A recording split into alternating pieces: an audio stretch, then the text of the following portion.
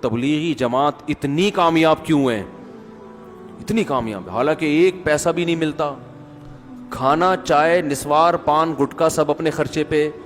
جب آپ ایک سال جنگلوں میں پیدل لگا کے آؤ گے تو کوئی ایئرپورٹ پہ پھول لے کے کھڑا ہوا نہیں ہوتا ہے بھائی.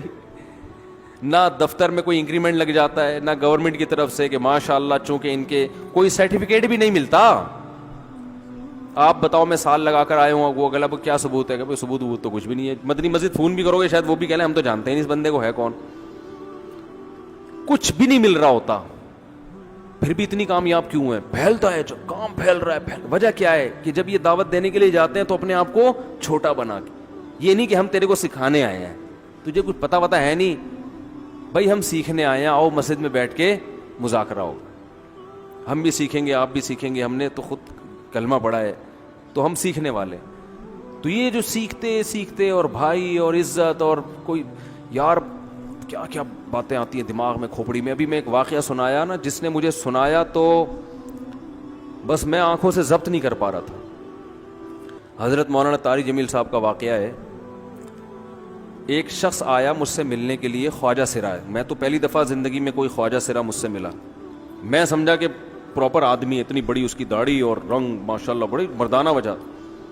لیکن جب بات چیت کا انداز ہوتا ہے تھوڑا سا، وہ ایٹیٹیوڈ سے اندازہ ہو گیا کہ یہ مکمل مرد نہیں ہے. تو اس نے مجھے خود بتا دیا میں خواجہ سرا ہوں.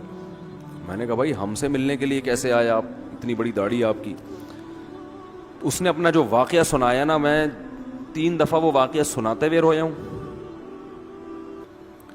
اور جب وہ سنا رہا تھا اس وقت میرے آنکھوں سے آنسو نکل رہے تھے.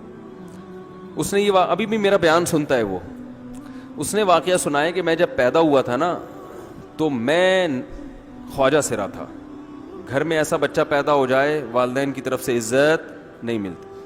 جب 10-12 سال کا ہوا تو نہ بھائی مجھے عزت دے رہا ہے اور نہ میرا والد مجھے عزت دے رہا ہے. میں بھائی کے ساتھ کہتا ہوں مجھے باہر لے کے جاؤ تو وہ کہتے ہیں لوگ میرا مذاق اڑائیں گے تمہیں دیکھ کے. ظاہر ہے اس کی حرکتیں تھوڑی زنانہ لڑکیوں والی حرکتیں ہوتی ہیں.